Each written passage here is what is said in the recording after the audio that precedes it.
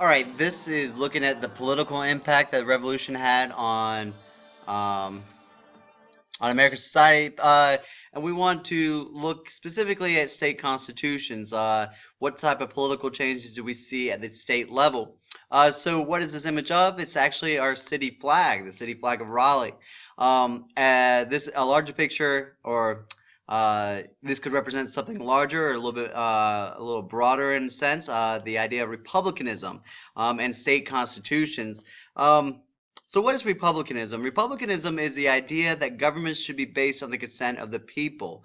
Um, why did I pick the city flag of Raleigh to represent this idea of republicanism? Because during the revolution, or after the revolution, I should say, because people believe in this idea that government should be based on the consent of the people is becoming more popular and more widespread. We start to see this reflected in the change of some state capitals.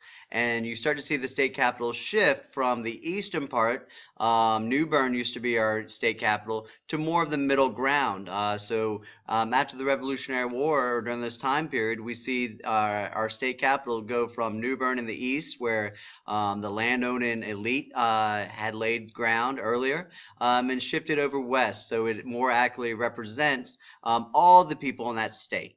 So this is why I picked the city flag of Raleigh. So republicanism, some people have some different ideas on what it should be based on. Some people believe that republicanism or a republic should be based on virtue. They believe that the new government could only succeed if people place the good of the nation above the personal interest.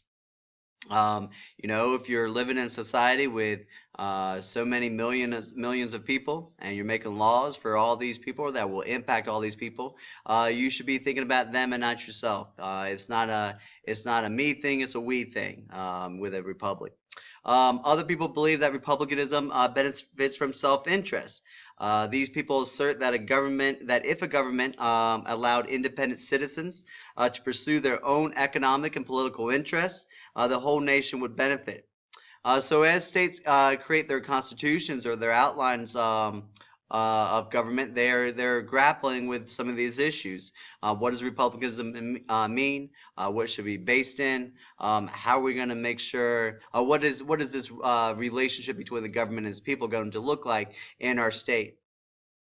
In trying to do this and trying to grapple with all these issues, state constitutions do share some certain similarities. Number one, it limited the power of government leaders. We'll also see this being reflected at the national level as well. It guarantees specific rights for citizens. You will see these rights including the freedom of speech, the freedom of religion, and the freedom of the press. These will later be known as some of our Bill of Rights when we get to the constitutional period. But a lot of the states already had these guaranteed in their constitutions during the Revolutionary War. Overall, these state constitutions emphasized liberty over equality and reflected a fear of centralized authority. Um, you know, they're in the midst of fighting a war against a centralized authority. So the last thing that these states and the national government want is to kick out one tyrannical government and one government that has too much power in the hands of one person or one body, and replace it with governments that are doing the exact same thing. And so we see a lot of these states and the national government, they're set up and they reflect this fear of a centralized authority. Lots of times these states don't have a governor or an executive branch. Other times they're limiting them to shorter terms. They're making these leaders more responsible to the will and the needs of the people. A lot of times these voting rights in the states, they vary. Sometimes they're allowing any white males to vote. Others are saying only white property owning males can vote. New Jersey until 1807 allowed women to vote, but then that was taken away. So really only white males and pretty much only white landowning males are able to vote. To what extent do these